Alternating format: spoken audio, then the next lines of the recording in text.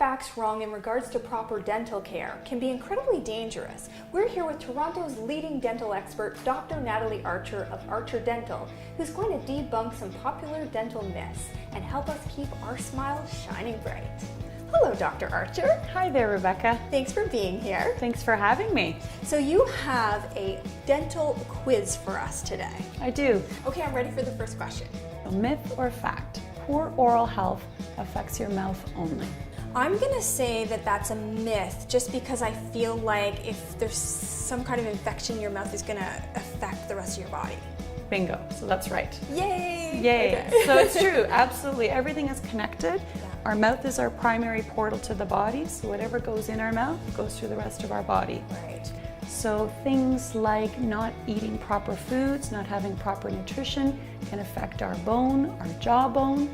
Sometimes people forget that osteoporosis or arthritis, it doesn't affect our spine and hips only, it affects our jawbone.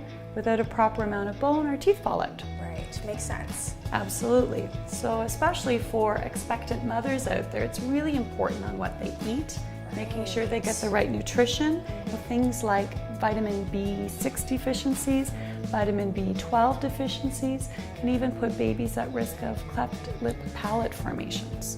Oh my goodness, so it's very important. It's very important. Yes. Okay. All right, I'm ready for question number 2. So myth or fact? Baby teeth that fall out due to decay, it's insignificant, it doesn't matter because they're going to fall out anyways. I think that's probably true. So a lot of people think that it's actually not true. So the truth of the matter is that baby teeth are so important to hold spaces in our mouth.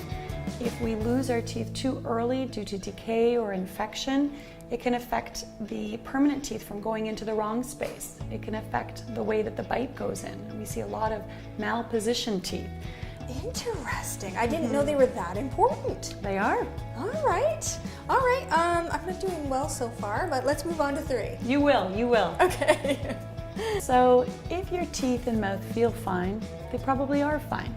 Myth or fact? I'm going to say that that's probably a myth.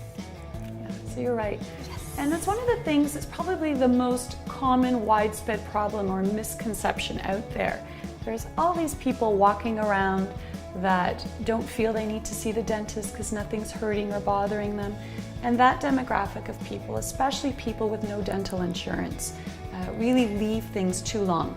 And once they come to our office in pain or they can't chew, it's so far gone that we either can't save the tooth or we see things like oral cancer or all kinds of different things that are totally preventable and could have been picked up on a lot earlier, months ago, years ago, with preventative regular dental visits.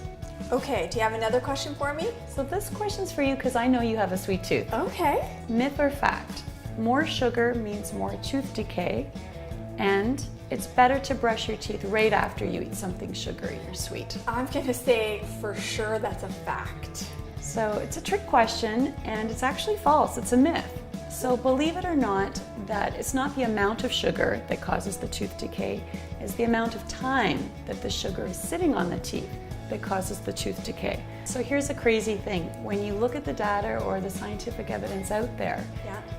the fact is by brushing your teeth right away after you eat something actually does a little bit more harm. It actually erodes the tooth enamel. Oh my goodness. So if you're going to brush after, you should probably wait at least 30 minutes, ideally an hour afterwards. All right, so what's the next question?